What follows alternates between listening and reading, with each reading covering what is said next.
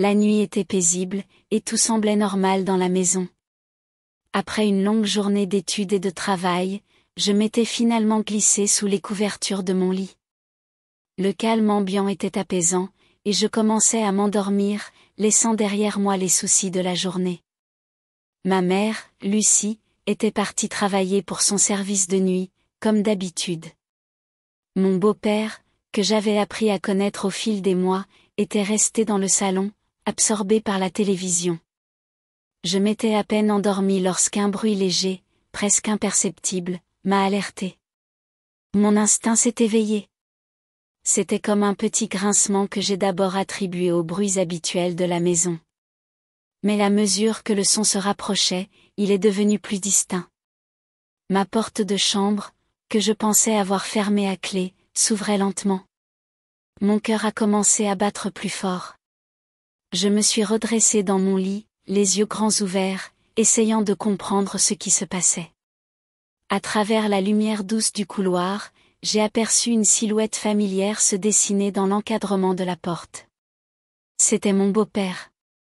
Son visage était partiellement éclairé par la lumière vacillante du couloir, et il avait l'air hésitant, comme s'il n'était pas sûr de ce qu'il faisait. Une vague de confusion m'a envahi. Que faisait-il là, à cette heure de la nuit? Pourquoi entrait-il dans ma chambre alors que tout semblait si normal quelques instants plus tôt? Mon esprit était en ébullition. Je n'étais pas encore complètement réveillée et je tentais de rassembler mes pensées. J'ai essayé d'évaluer la situation, en espérant que ce n'était qu'un rêve ou une hallucination due à ma fatigue. Mais non, la silhouette se rapprochait de mon lit, et l'anxiété monta en moi.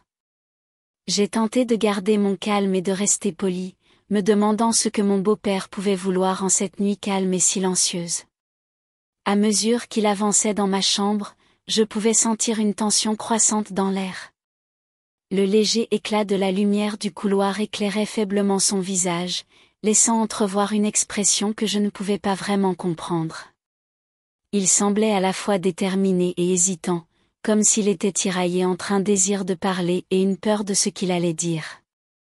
Je me suis redressée dans mon lit, mes draps froissés autour de moi, et j'ai essayé de rassembler le courage de lui demander ce qui se passait. « Est-ce que tout va bien ?» ai-je dit, ma voix tremblant légèrement, trahissant ma nervosité. Il a esquissé un sourire timide, mais ce sourire n'a pas dissipé la confusion que je ressentais. Mon beau-père est venu s'asseoir au bord du lit. Sa présence dans l'obscurité de la chambre était encore plus palpable. Il semblait vouloir dire quelque chose, mais les mots ne venaient pas tout de suite. Après un moment, il a commencé à parler de manière plutôt banale, comme s'il essayait de briser la glace avec des sujets ordinaires. Il mentionna le travail, les derniers événements de la journée, et même le temps qu'il faisait dehors. Pourtant, il y avait quelque chose d'étrange dans la manière dont il parlait. Les sujets étaient insignifiants, mais son ton et sa manière de s'asseoir me mettaient mal à l'aise. Pourquoi se montrer si décontracté alors que son intrusion en pleine nuit était tout sauf normale? J'étais en train de me demander s'il y avait une raison particulière derrière cette visite nocturne. Ses paroles, bien qu'apparemment innocentes, ne faisaient qu'ajouter à l'inconfort général de la situation. Je tentais de rester attentive et de répondre poliment, mais ma nervosité augmentait de minute en minute. Je ne comprenais pas ce qu'il cherchait à accomplir avec cette visite impromptue. Le malaise croissant et l'ambiance étrange de la pièce rendaient chaque minute plus difficile à supporter. Mon esprit cherchait désespérément une explication rationnelle à son comportement. La conversation bizarre continuait, mais les sujets abordés devenaient de plus en plus étranges. Il évoquait des détails personnels sur son travail, des anecdotes banales, mais il semblait que chaque mot qu'il prononçait cherchait à établir une connexion plus intime que ce que je trouvais approprié. La manière dont il se penchait vers moi et la profondeur de ses sujets me mettaient encore plus mal à l'aise. Au début, j'ai essayé de répondre, espérant que cette interaction prendrait fin rapidement.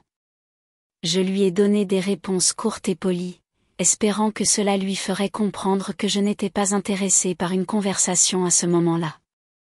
Mais plus il parlait, plus il semblait se perdre dans des sujets qui devenaient de plus en plus personnels et inappropriés pour une discussion nocturne dans une chambre. Il a commencé à parler de ses propres inquiétudes et des défis de sa vie, des choses qu'il n'avait jamais mentionnées auparavant. Ces histoires étaient pleines de détails que je trouvais difficiles à écouter, et il était clair que ce n'était pas le genre de conversation que l'on aurait normalement avec un jeune adulte. L'ambiance dans la chambre était devenue presque surréaliste. Mon beau-père, qui semblait en quête de réconfort ou de validation, partageait des aspects de sa vie que je n'étais pas prête à entendre, et je ne savais pas comment le faire comprendre. Le ton de ses paroles, qui était au début détendu et amical, avait pris une tournure plus personnelle. Il était devenu plus ouvert sur ses propres faiblesses et ses dilemmes, ce qui semblait de plus en plus déplacé. Chaque mot qu'il prononçait accentuait le malaise que je ressentais. Je commençais à comprendre que cette visite nocturne avait une intention que je n'avais pas saisie immédiatement. Je me sentais piégée entre le désir de mettre fin à cette conversation inconfortable et la peur de mal interpréter ses intentions. J'étais en proie à une grande confusion et à un sentiment croissant de danger, mais je tentais de maintenir une façade calme et posée. La situation semblait de plus en plus déconcertante, et je commençais à me demander si j'avais bien fait d'essayer de comprendre ce qui se passait réellement. Et la conversation avec mon beau-père continuait, mais chaque mot et chaque geste devenaient de plus en plus perturbants. Alors qu'il partageait des détails encore plus personnels sur ses sentiments et ses problèmes, je sentais une tension palpable dans l'air. Ses paroles étaient désormais empreintes d'une intimité qui me mettait extrêmement mal à l'aise. L'atmosphère était lourde, et chaque seconde semblait durer une éternité. Mon malaise s'intensifiait, mon cœur battait à tout rompre, et j'essayais désespérément de trouver une façon d'interrompre cette situation incongrue. La proximité physique de mon beau-père, assis si près de moi sur le bord du lit, accentuait encore plus l'inconfort. Ses expressions faciales, entre sincérité et agitation, se déformait comme s'il cherchait à exprimer quelque chose qui ne se disait pas facilement. Il se pencha davantage vers moi, et je pouvais sentir son souffle chaud contre ma peau. À ce moment, je me sentais acculée, incapable de bouger ou de dire quoi que ce soit. Le malaise était tel que je commençais à avoir du mal à respirer correctement. Je me demandais si je devais crier, demander de l'aide, ou essayer de calmer la situation avec des mots. Chaque option semblait inappropriée, mais je savais qu'il fallait faire quelque chose pour mettre fin à ce moment très inconfortable. Après un long silence, je trouvai enfin la force de parler. Ma voix était hésitante, mais ferme. « Je pense que tu devrais partir maintenant, » dis-je. Mon ton était chargé de confusion et de peur, mais je tentais de garder le contrôle. Mon beau-père sembla surpris par ma demande. Il resta silencieux pendant quelques secondes, comme s'il tentait de comprendre ce que je venais de dire. Puis, sans un mot, il se leva lentement, son expression de surprise se transformant en une forme de regret ou de confusion. Je le regardai quitter la pièce, la porte se fermant doucement derrière lui. Le silence qui s'ensuivit était presque assourdissant. Je restais là, figée et tremblante, essayant de reprendre mon souffle et de comprendre ce qui venait de se passer. Mon esprit était en ébullition, et je sentais un mélange de soulagement et d'angoisse. Ce moment marquait un tournant dans ma perception de la situation familiale et m'obligeait à réfléchir à la façon dont je devrais gérer ce qui venait de se passer. Après que mon beau-père fut sorti de ma chambre, le silence dans la pièce était presque écrasant. Je restais là, allongée dans mon lit, tentant de rassembler mes pensées et de comprendre pleinement ce qui venait de se passer. Chaque instant semblait une éternité, et je me sentais à la fois soulagée et profondément troublée. Il était clair que cette nuit avait laissé une empreinte indélébile sur moi. Les événements de ces dernières heures avaient révélé des facettes de la relation avec mon beau-père que je n'avais jamais envisagées auparavant. La confusion et l'angoisse s'étaient transformées en une nécessité de clarifier la situation et de trouver des réponses. Le lendemain matin, je savais qu'il fallait parler à ma mère, Lucie.